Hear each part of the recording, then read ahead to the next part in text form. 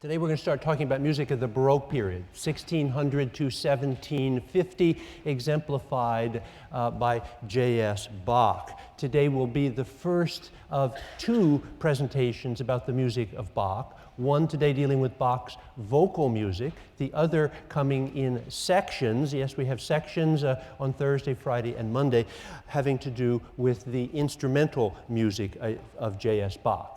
So we're going to start now with Baroque music and Bach, and a word first about Bach's biography. Bach came from a very long line of musicians. Indeed, 10 generations of Bachs were musicians. Goes back to old Wiet Bach in the 16th century and continues generation after generation into the 19th century. In the area in which Bach was born, this small town of Eisenach, you can see the town's name up there and the date in which he was born, 1685.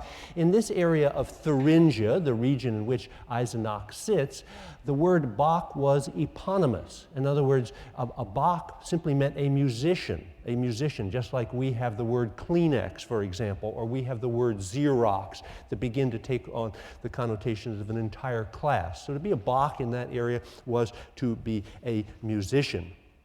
Johann Sebastian Bach was simply the most talented of this long-lived clan of musicians. From the age of 9, J.S. Bach was orphaned. Both his parents had died by that time, so he was raised for the most part by his older brother, Johann Christoph Bach, who was a student of our Johann Pachelbel. So there is this connection between the Bachs and Pachelbel.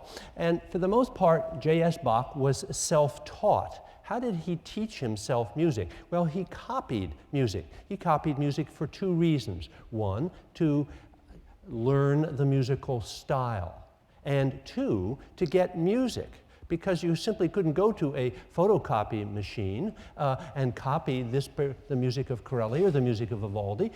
You had to copy it down yourself by hand. You couldn't go to a music store and buy edited editions because for the most part that didn't exist. So much more of it was simply music copied by one musician after the next. So Bach learned his craft by copying, literally, Corelli, and we have run into Corelli, of course. Anybody remember a piece by Corelli that we performed? Frederick? La Folia, excellent. And he copied Vivaldi. What's Vivaldi's most famous composition? Frederick again. The Four Seasons. So he copied that, and he also copied some other concerti grossi of Vivaldi, oftentimes surreptitiously by moonlight when he was supposed to be in bed. Bach's devotion to his profession was legendary. When he was a young man, he sort of went AWOL from his first job and walked from the town of Arnstadt, which you see up there, walked from Arnstadt in the center part of Germany all the way up to the Hanseatic city of Lübeck on the North Sea up there, a distance of about 250 miles in order to be able to sit at the feet of a very famous organist and composer there in Lübeck. And then he walked back. It would be like one of us wanting to learn something from a congressman or something and walking from New Haven to Washington, D.C. and back.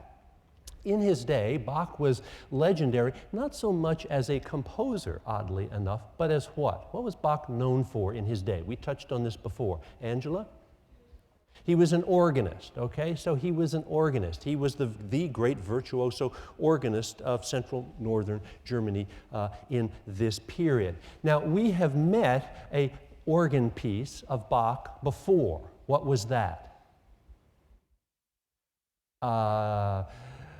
Name, Michael? Mitch. Okay, yes. What was that, please? G minor fugue. Can you sing any of it? Could anybody sing any of it? Hey, we got some takers down here, Chris and AJ. Together, a duet. Gentlemen, please.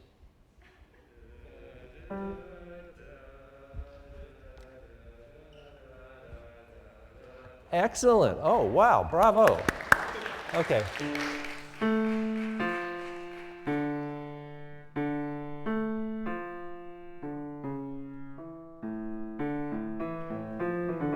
I think that's sort of the key that they sang it in. We'll come back to that idea in just a minute, because I found myself tripping over that fugue subject in another one that I want to talk about this morning as I was trying to think through these. There's another famous organ piece of Bach that we might have heard recently. Do we have the toccata queued up there? It should be track 1. Let's listen to a toccata by Bach, written in Arnstadt early in his career.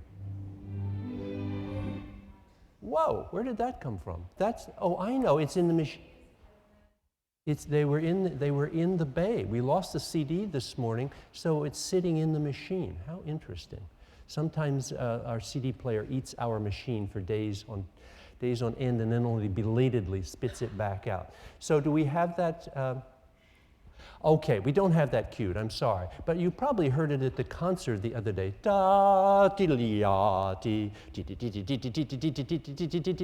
It's a big organ piece in D minor, kind of spooky music that begins every Halloween show. Well, that's more organ music by J.S. Bach. We may be able to resurrect that after a while. We'll find out. And again, a piece that he composed as a young man here in the town of Arnstadt, roughly 1705 or so. So there he is, first job. We won't say fresh out of college because Bach did not go to college, but he went to a very high-standing prep school in the northern part of Germany. Just graduated, has his first job at Arnstadt. Let's take a look at Raoul. Here is the picture of our great man, but let's go on to our first real slide there. And I think everybody see that okay? That's the organ in the church at Arnstadt where Bach worked. The organ is still there. The essential parts of the pipes and all are still there. That's the very organ that Bach played. But they've sort of modernized it over the centuries, and they took out the original console. So Raoul, if we could have the next slide, please. And there is the console. This is kind of the central processing unit, if you will, for Bach's organ. So you can see, does that look like a big organ or a small organ to you by our standards? Kind of on the smallest side. There were bigger ones actually up to the north. But you can see here, some of you did that extra credit project on the organ. 2 keyboards and a pedal board down here to be played obviously with the feet. And what do you suppose these things are working all around it? What would we call those? We're going to pull one of those. A stop, okay? And it brings into play an extra rank of pipes of a particular sound. And we have this expression, oh, I'm going to pull out all the stops. Well, of course, that has to do with organ technology. So this is Bach's, the console, in effect, of Bach's original organ. Bach eventually left Arnstadt and moved on to the larger city of Weimar, where he stayed, as you can see there, from 1708 to 1717. And he functioned as an organist and a court musician there. In 1717, he decided to leave that position in Weimar and move on to another town, Curtin. And the Duke of Weimar, Duke Wilhelm, summarily had Bach thrown in jail. Bach was thrown in jail for a month. Sat in jail, languished in jail. We think he started the Well-Tempered Clavier while in jail. Why did the Duke have Bach thrown in jail? Any ideas? Well, he hadn't obtained a release from the Duke. And this tells us something about the status of musicians in the 18th century. They were little better than indentured servants. No such thing as free agency here, not like baseball players or whatever today. If you wanted to take another position, you had to get your present employer to say, okay, it's all right if you go. Imagine that today. You want to quit your job and move on to a better job. Well, you can't leave until the present boss says you can go. But that was the case, and Bach had violated that modus operandi, and there he languished in jail for a month. Finally, the Duke of Weimar relented, and off Bach and his family went to the town of Curtin. Let's take a look at the next slide, please, the town of Curtin. Again, sort of central Germany. This is an engraving of the mid-17th century, and we can see here the court building of complex plexus where Bach worked there in the center. Now we're going to go to the front of that next slide. As it stands today, it's rather heavily damaged after communist occupation after World War II. Rather not in the best state of repair. You go inside the courtyard there. Next slide, please. Going in, and you can see it's something of a mess because they are fixing up that room, and indeed have fixed up that room up above. Let's have the next slide, please. And here is that room up above, the so-called now crystal room of the palace at Curtin, and this was where Bach performed. And when you go to sections this week, you will watch a wonderful video of a performance of the Bach-Brandenburg Concerto No. 5 performed right in this hall. You'll see those same windows there. This is Bach's music performed in the environment for which Bach had created. In 1723, Bach moved again. He was an aggressive, ambitious person, J.S. Bach. He moved this time to the city of Leipzig. Leipzig, a little bit to the south of Curtin, and he spent the rest of his career in Leipzig. He moved to Leipzig in 1723 for two reasons. And we'll come back to those two reasons. But while I have this slide up here, let's just put this in context a little bit.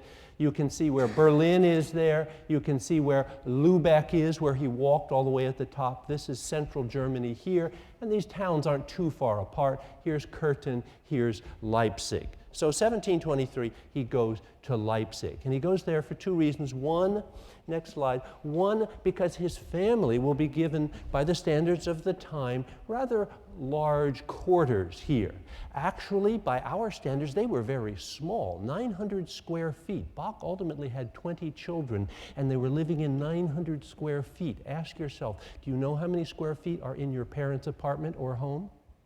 A lot more than 900. But this was thought to be big digs back in the 18th century in these cities that were encased by military fortresses. In any event, we can see Bach's working area and living area right here in this building. And I want you to count the number of stories because it will become important later on. 1, 2, 3, and then the roof begins. And I also want you to, it's hard to see on the slide, but there's a group of choir boys walking out here. How do I know they're choir boys? Because they're arranged by height. Ever look at choir boys? That's how they arrange them when they walk in procession. The young kids first, the older ones toward the back. We'll come back to that point in just a minute. Another reason Bach moved to Leipzig was it was a university town, so he could get a free university education for his numerous sons. What about his numerous daughters? Did they get a free education at the university? No, because women did not go to the university in this period. The first woman to receive a degree, a college degree in a Western university, was a woman enrolled in philosophy at the University of Padua in 1676. So it would be unprecedented, really. I mean, there was one precedent.